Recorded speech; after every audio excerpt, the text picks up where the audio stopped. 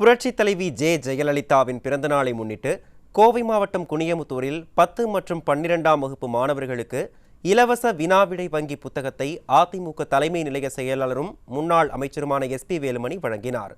அப்போது மாணவர்களிடையே முன்னாள் அமைச்சர் எஸ்.பி. வேலுமணி சிறப்புரையாற்றினார். உங்க அம்மா அப்பா ஸ்கூலுக்குள்ள அனுப்புறாங்க. ஸ்கூலுக்கு அனுப்பும்போது என்ன நினைச்சு அனுப்பாங்க? அவங்களுக்கு பல கஷ்டங்கள் இருக்கும். வேலைக்கு போவாங்க, கஷ்டப்படுவாங்க. அவங்க சாப்பிட்றாங்க, உங்களை சாப்பிட வைப்பாங்க, உங்களுக்கு கேட்டதை வாங்கி கொடுப்பாங்க. உங்களுக்கு எவ்வளோ கஷ்டப்பட்டு உங்களை ஸ்கூலுக்கு அனுப்புறாங்க, உங்களை எப்படி பார்த்துக்கிறாங்க, கேட்ட ட்ரெஸ்ஸை வாங்கி கொடுக்குறாங்க, எல்லாம் பார்த்துக்கிறாங்க. ஆகவே நீங்கள் நல்லா படிக்கிறது மட்டும் இல்லை, ஃபர்ஸ்ட் உங்களுக்கு கடவுளாக இருக்கிறது உங்கள் தாய் தந்தை தான். உங்கள் தாய் தந்தையை ஃபர்ஸ்ட் நீங்கள் மதிக்கணும். ஏன்னா அவங்க எப்படி இருந்தாலும் சாப்பிட்டாலும் உங்களை சாப்பிட வைக்கிறாங்க. உங்களுக்கு யாராவது ஃப்ரெண்டு ஒரு துணி போட்டது ஒரு இப்பெல்லாம் பார்த்தீங்கன்னா செல்போன் பயன்படுத்த செல்போன் வாங்கி கொடுன்னு கேட்பீங்க. இந்த மாதிரி கேட்டது பூரா வாங்கி தரது யாரு? உங்கள் தாய் தந்தை தான். ஆகவே அவர்களை மதிக்க வேணும். அவர் எதுக்காக கூட ஸ்கூலுக்கு அனுப்புகிறாங்க? நல்லா படிக்கணும். நீங்கள் விளையாடலாம், ஃப்ரெண்ட்ஸு கூட சேரலாம், எல்லாம் பண்ணலாம். நாங்களும் அதெல்லாம் தாண்டி வந்தவங்க தான். ஸ்கூலு காலேஜ் எல்லாம் நல்லா இருக்கும்போது பார்த்தீங்கன்னா படிக்கும்போது அதிகமாக கிரவுண்டில் தான் இருப்போம். அதிகமாக இருந்தாலும் பார்த்தீங்கன்னா அதுக்கப்புறம் படிக்கும்போது நல்லா படிச்சிடணும். அதுக்கு பின்னால் நல்ல ஆசிரியர் பெருமக்கள் உங்களுக்கு இருக்காங்க. இன்னைக்கு பார்த்து இருக்க டீச்சர்ஸ் எல்லாம் பார்த்து ஒரு நல்ல விதமாக இன்னைக்கு எல்லாம் சொல்லி தராங்க. கண்டிப்பாக நம்ம எதுக்காக பள்ளிக்கூடம் போகிறோம்னா படிப்பதற்கு, அதே போல் உடல்நலத்தை பேண வேண்டும். நல்லா பார்த்தீங்கன்னா நீங்கள் எல்லா கேம்ஸ்லையும் கலந்துக்கணும். அது நல்லது.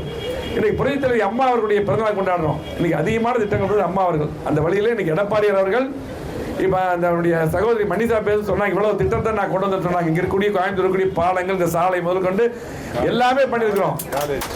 6 புதிய கல்லூரி கொண்டு வந்துருக்கிறேன். 30,000 ரூபாய் ஃபீஸ். மாணவர்கள் வெளியே பிரைவேட் காலேஜ் போனா 2,000 ரூபாய் ஃபீஸ் படிக்கணும். 6 புதிய கல்லூரி எந்த மாவட்டத்துக்கும் கிடையாது கொண்டு வந்து கொடுத்துருக்கோம். இன்னைக்கு எல்லாம் படிச்சுட்டு இருக்காங்க. இப்படி சொல்லிட்டே போகலாம். உக்கோட குளம், நம்ம குறிச்சி குளம் எல்லாம் பார்த்தீங்கன்னா அதுக்கு முன்னாடி எப்படி இருக்குன்னு தெரியும். இப்போ எப்படி பண்ணியிருக்கிறோம்? ரேஸ் கோர்ஸு, அதிகமான பில்டிங், அரசு மருத்துவமனை பார்த்தீங்கன்னா நம்ம ஏழை மக்கள்லாம் போவதுக்கு ஆர்ட் சர்ஜரி எல்லாம் இல்லாமல் இருந்தது.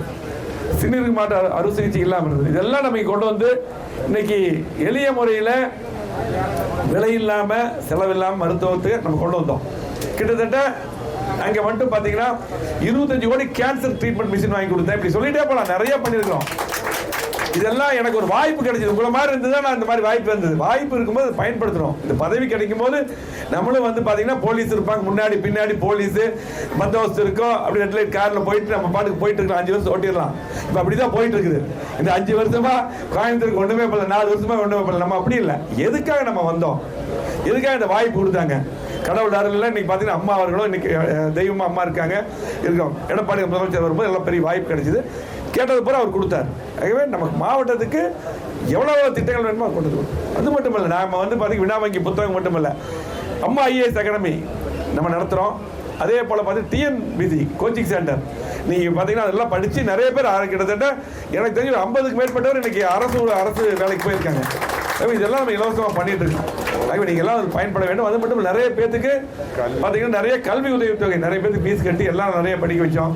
நிறைய உதவி கல்விக்காக பண்ணுறோம், மருத்துவ உதவி பண்ணுறோம். ஆகவே நீங்கள் கண்டிப்பாக நன்றாக படிக்க வேண்டும் என்று சொல்லி கண்டிப்பாக எதிர்காலத்தில் கண்டிப்பாக நம்மளால் நினைக்கக்கூடிய அம்மாவுடைய ஆட்சி மீண்டும் வரும். விடுபட்ட கோவை மாவட்டத்தில் விடுபட்ட திட்டங்களை எடப்பாடியார் முதலமைச்சராக வந்த பின்னால் செய்வோம் என்று சொல்லி இன்னைக்கு பார்த்தீங்கன்னா இன்னைக்கு 2 நாட்களாக நேற்றையிலிருந்து தமிழ்நாடு முழுவதும் அதிகமான திட்டங்கள், இன்றைக்கு ஏழை மக்களுக்காக அதிகமான திட்டங்களை இன்றைக்கு நம்முடைய கழக தோழர்கள் தந்து கொண்டிருக்கிறார். நேற்று கூட ரத்த தான முகாம் நடந்தது. 2 பக்கம் நடந்தது.